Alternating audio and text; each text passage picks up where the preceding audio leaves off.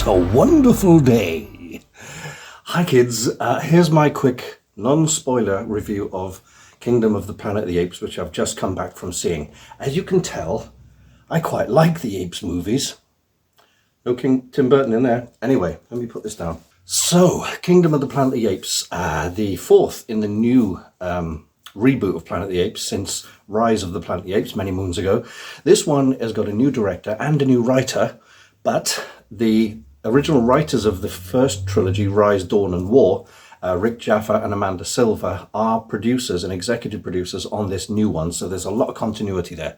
This one's directed by Wes Ball, who did the Maze Runner films, but it's written by a guy called Josh Friedman, who is notable for writing the Sarah Connor Chronicles, which was a really underrated series. I quite liked it. Anyway, is it any good?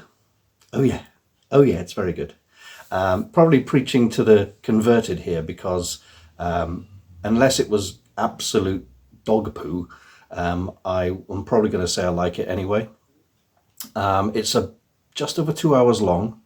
Was it just over 2.5 hours, I think. And I was quite skeptical going in. I was thinking, oh well, it's Caesar's story has kind of come to an end, and this is set 300 years after Caesar. So you think, I want to see more Andy Serkis. So Andy Serkis isn't in this.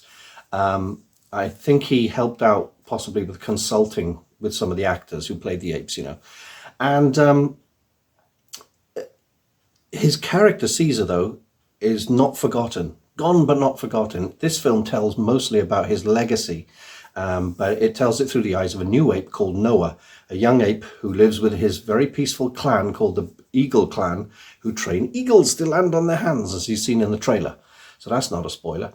Anyway, at some point, he comes into contact with a human female who we've seen in the trailer, played by Freya Allan from The Witcher, and they have a lot in common, but they also have a lot not in common, obviously, being ape and human.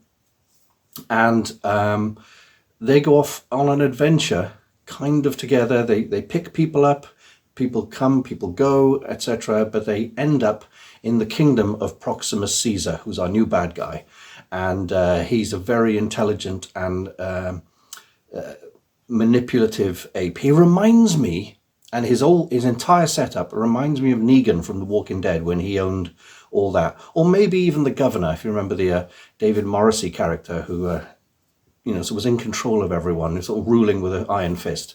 That's kind of who Proximus Caesar is. And he's got these very lofty goals of learning more. It's just dawned on me, that's a little bit like the whole Jungle Book thing. I want to be like you. But he's got plans for greatness and setting up his kingdom even more, etc., etc.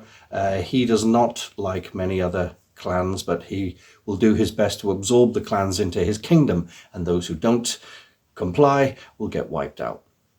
So when they end up in the kingdom of Proximus Caesar, he's enslaving his people, and he is forcing them to work on stuff because he's got this goal right on his doorstep, and he thinks that Noah can help him because Noah's quite smart, and he thinks he can help him whether she likes it or not because she has some secrets. Anyway, without going into it too much, a lot of people are like, oh, is this going to be like bad CGI? The CGI is sweet. It's really, really good. Like with the rest of the films, it's top notch. You literally forget that you're watching CGI in some places. Top performances from everyone. Owen Teague, I'm not sure what he's been in before, but he sounds like a Welshman, doesn't he? He plays Noah. Freya Allan, as I said, plays the human female character. And we have a orangutan character who's seen in the trailer called Raka, who's played by Peter Macon. And if you don't know who he is, if you've ever watched The Orville, he plays Bortus, who's the kind of Klingon type guy, all really, really good performances. Kevin Durand plays Proximus, and he's quite terrifying. Proximus also has a general who is a giant gorilla. I'm not sure who plays him without looking at the cast list, but he is probably the most terrifying gorilla I've ever seen in a film. Scary stuff. And it's quite intense. It's got a lot of heart. It's got some humor in it. It's about family. It's about legacy. It's about Caesar's teachings, whether they're taken in a good way or taken in a bad way. I really, really enjoyed it. It is a long 2.5 hours, but it didn't drag, But what I will say, the one question everyone is asking, where is the female character from? Is she from the future? Is she an astronaut? Is she from suspended animation? Where is she from? Why does she know more than your average savage human? And I can't answer that question. You know why? Because I went to the toilet halfway through the film when she starts communicating with Noah. I heard the bit where she explains what her name is, and then I had to go to the toilet because I had very tiny bladder. Then I came back and the story moved on. Now, I don't mind that I didn't learn that bit because I gathered what was happening anyway. It's well worth a watch. It's every bit a blockbuster. There's nothing that I didn't like. There are a couple of cameos from actors you'll recognize from other things.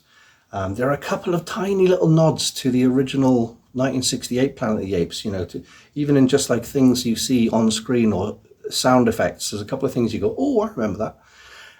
But even if you don't get those, it doesn't matter. And there's also a little bit of continuity thread in some of the locations from the original Andy Serkis trilogy. Marks out of 10. I always give films mark out of 10. I guess I should leave it time to percolate in my brain because I always get, overwhelmed with it and get home and I need time to unpack.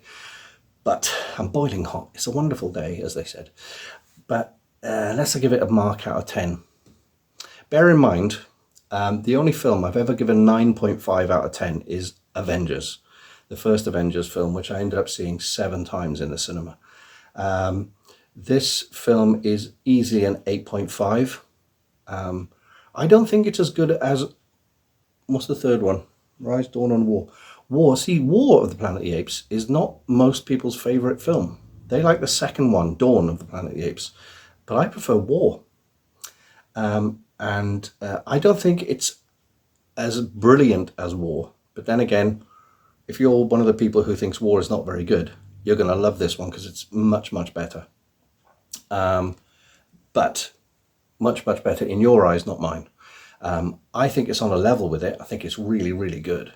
And the story winds itself up quite nicely, but there are plenty of open doors to continue. And I'm pretty sure we will continue. Let's just hope it does really well at the box office, which is your cue to go and see it. Kingdom of the Planet of the Apes, I'm giving 8.5 out of 10. Go see it and go ape.